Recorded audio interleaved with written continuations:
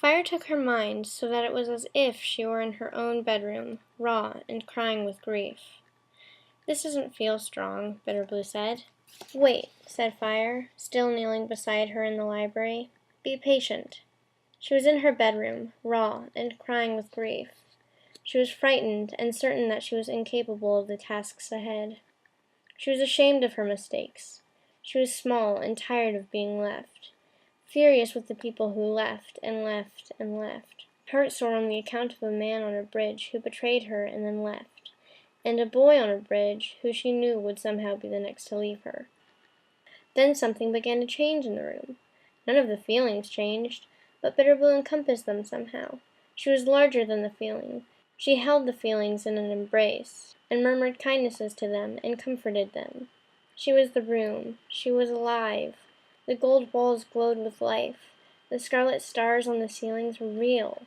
She was bigger than the room. She was the corridor, the sitting room, and Helda's rooms. Helda was there, tired and worried, feeling some arthritis in her knitting hands, and Bitterblue embraced her. Bitterblue comforted her, and eased the pain in her hands, and grew.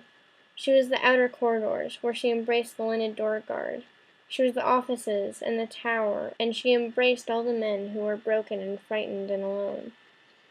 She was the lower level and the smaller courtyard, the high court, the library where so many of her friends were now, where people gathered from an entire other land. The most amazing thing, to discover a new land.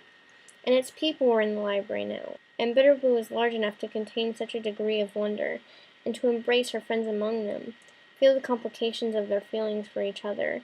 Katza and Poe, Katza and Giddon, Raffin and Bon, Giddon and Poe.